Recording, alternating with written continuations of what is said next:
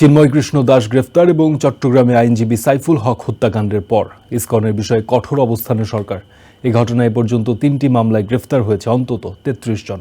আসামিদের ধরতে top priority দিয়ে কাজ করছে আইনশৃঙ্খলা বাহিনী। সরকারের এসব পদক্ষেপের কথা হাইকোর্টকে জানিয়েছে রাষ্ট্রপক্ষ। হাইকোর্ট জানিয়েছে ইসকন নিষিদ্ধ হবে কিনা সে সিদ্ধান্ত নেবে সরকার। এক্ষেত্রে আদালতের হস্তক্ষেপ করা উচিত হবে না। ইসকনের বহিষ্কৃত নেতা চিন্ময় কৃষ্ণ দাসের গ্রেফতারকে কেন্দ্র করে চট্টগ্রামে আইনজীবী হত্যা ও বিশৃঙ্খলা সৃষ্টির যে কোনো অপচেষ্টার বিরুদ্ধে সরকার কঠোর অবস্থান নিয়েছে বলে হাইকোর্টকে জানিয়েছে রাষ্ট্রপক্ষ। বৃহস্পতিবার রাষ্ট্রপক্ষের আইনজীবী আদালতকে জানান, আইনজীবী সাইফুল ইসলাম আলিফ হত্যার ঘটনায় 3টি মামলা হয়েছে, গ্রেফতার করা হয়েছে বেশ কয়েকজনকে।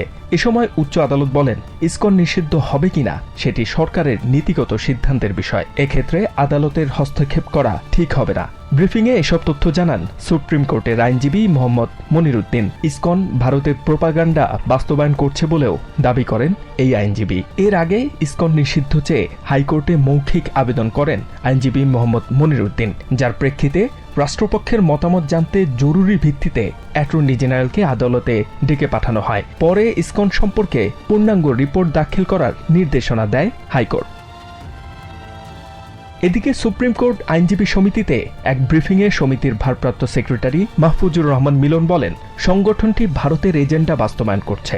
তাদের নিষিদ্ধ না করা হলে ভবিষ্যতে দেশ অস্থিতিশীল করার চেষ্টা হতে পারে। আইনজীবীদের সুরক্ষায় আইন প্রণয়নের দাবিও জানিয়েছে সুপ্রিম কোর্ট আইনজীবী সমিতি। HM. Ataullah, TVN 24 news desk. New York থেকে সম্প্রচারিত টিভিএন 24 টেলিভিশন বিশ্বজুড়ে বাঙালির কণ্ঠস্বর।